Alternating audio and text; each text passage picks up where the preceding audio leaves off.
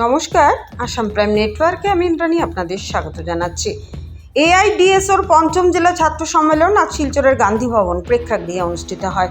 সম্মেলন উপলক্ষে দুপুর 12টায় ভারতের নবজাগরণ ও স্বাধীনতা আন্দোলনের মনীষীদের প্রতিকৃতি এবং শিক্ষার বেসরকারীকরণ, ব্যক্তিগতকরণ, সাম্প্রদায়িকরণ প্রতিরোধ সহ দেশের শিক্ষা ব্যবস্থাকে রক্ষার দাবিতে বিভিন্ন প্লেকার্ড হাতে নিয়ে একটি সুসজ্জিত মিছিল central road, Nahata point, Janiganj court complex, Debdoot point হয়ে পুনরায় গান্ধী ভবনে পৌঁছায়। সেখানে সংগঠনের পতাকা উত্তোলন করেন এআইডিএসও রাজ্য সভাপতি প্রজ্জ্বল দেব। এরপর ছাত্র আন্দোলনের শহীদদের স্মরণে নির্মিত শহীদ বেদিতে মাল্যদান করেন এআইডিএসওর আসাম রাজ্য কমিটির সম্পাদক হেমন্ত পেগু, প্রাক্তন শিক্ষক ও গণ আন্দোলনের নেতা শ্যামদেও কুর্মী, এআইডিএসওর আসাম রাজ্য কমিটির সহসভাপতি হিল্লোল ভট্টাচার্য, এআইডিএসওর কাছাড় জেলা সভাপতি ও রাজ্য কমিটির সদস্য স্বাগতা ভট্টাচার্য, রাজ্য কমিটির সদস্য, জেলা কমিটির সহসভাপতি প্রশান্ত ভট্টাচার্য, আসাম রাজ্য কমিটির সদস্য, করিমগঞ্জ জেলা কমিটির সম্পাদক সঞ্চিতা শুক্ল, রাজ্য কমিটির সদস্য, জেলা কমিটির কোষাধ্যক্ষ পল্লব ভট্টাচার্য, রাজ্য কমিটির সদস্য, কাছাড় জেলা সম্পাদক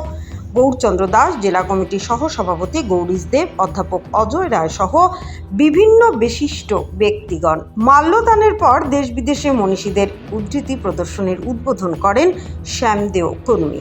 এরপর স্বাগতা ভট্টাচার্য ও প্রশান্ত ভট্টাচার্যকে নিয়ে গঠিত সভাপতি মণ্ডলীর পরিচালনায় অনুষ্ঠিত ভাষা শহীদ নামাঙ্কিত মঞ্চে প্রকাশ্য সমাবেশের উদ্বোধন করেন শ্যামদেও কুর্মী।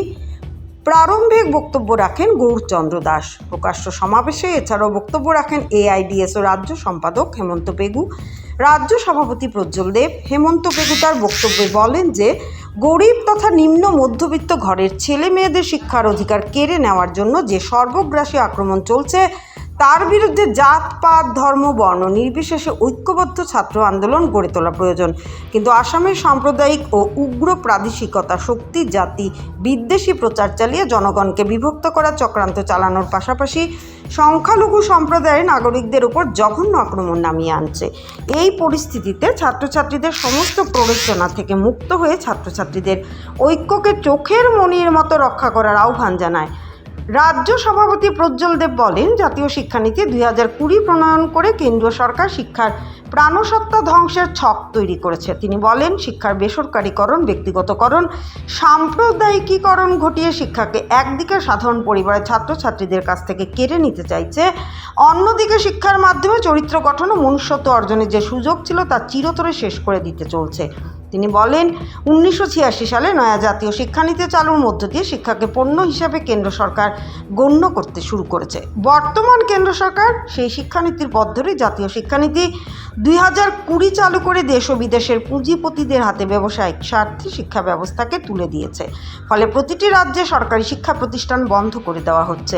আসামেও একই অবস্থা চলছে। তিনি রাজ্যে শিক্ষা ব্যবস্থাকে ধ্বংসের হাত থেকে রক্ষা করতে উন্নত নীতি, নৈতিকতা ও মূল্যবোধের ভিত্তিতে তীব্র ছাত্র আন্দোলন গড়ে তোলার আহ্বান জানান। তিনি আগামী 27 থেকে 29 নভেম্বর নতুন দিল্লিতে যে সর্বভারতীয় ছাত্র সম্মেলনকে সফল করার জন্য ব্যাপক প্রচারের পাশাপাশি অংশগ্রহণ করার জন্য আহ্বান জানান। প্রকাশ্য সমাবেশের পর নজরুল কনকলতার নামাঙ্কিত মঞ্চে অনুষ্ঠিত প্রতিনিধি সম্মেলনে সম্পাদকীয় প্রতিবেদন ও মূল প্রস্তাব পেশ করা হয়। উভয় প্রস্তাবের উপর বিস্তর আলোচনা করে সেগুলো সংশোধনী সহ গৃহীত হয়। এতে প্রতিটি আঞ্চলিক কমিটির সদস্যরা অংশগ্রহণ করে। প্রতিনিধি সভায় বক্তব্য রাখেন এআইডিএসও রাজ্য কমিটির সহসভাপতি হিল্লোল ভট্টাচার্য, এসইউসিআই কমিউনিস্ট দলের আসাম রাজ্য কমিটির সদস্য কাছাড় জেলা সম্পাদক ভবতোষ চক্রবর্তী প্রতিনিধি সভার মুখ্য বক্তা হিসেবে বক্তব্য তুলে ধরেন। তিনি বলেন, স্বাধীনতার পর প্রখ্যাত মার্ক্সবাদী দার্শনিক ও স্বাধীনতা আন্দোলনের আপোষহীন ধারার অন্যতম বিপ্লবী শিবদাস ঘোষ বিশ্লেষণ করে দেখিয়েছিলেন যে দেশ রাজনৈতিকভাবে স্বাধীন হলেও প্রকৃত গণমুক্তি অর্জিত হয়নি। দেশের অগণিত মানুষের রক্তের বিনিময়ে যে স্বাধীনতা অর্জিত হয়েছে তার সুফল জনগণের জীবনে আসবে না। তিনি বিশ্লেষণ করে দেখিয়েছিলেন যে শিক্ষার অধিকারও সাধারণ মানুষের হাতে থাকবে না। তার এই বিশ্লেষণকে পাথেয় করে 1954 সালে গঠিত হয়েছিল ছাত্র সংগঠন এআইডিএসও। আজ এই সংগঠন দেশের একমাত্র বিপ্লবী ছাত্র সংগঠন হিসেবে কাজ করছে।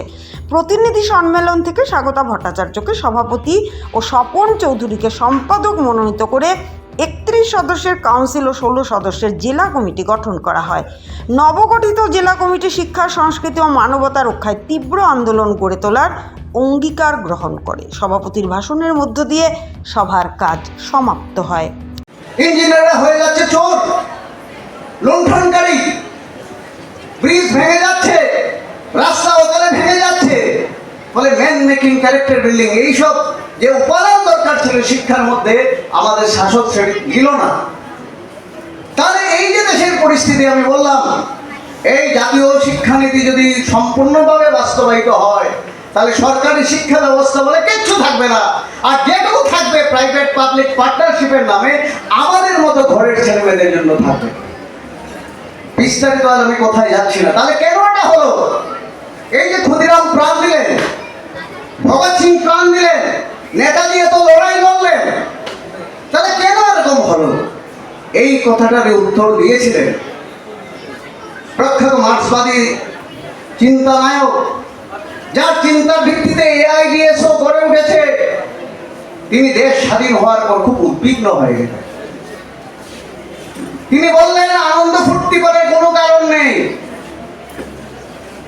এই দেশের যেটা অর্থনৈতিক সম্পদ, এই যে চা বাগান, এই খনি, এই যে ফ্যাক্টরিগুলা, এই সমস্ত টাটা বিড়লা বড় বড় পুঁজিপতিরা দখল করে বসে আছে। তারা যেটা চাইবে তাদের চাওয়া মতোই সরকারগুলো পরিচালিত হবে। ফলে তারা সব সময় চাইবে জিনিসের দাম বাড়ুক।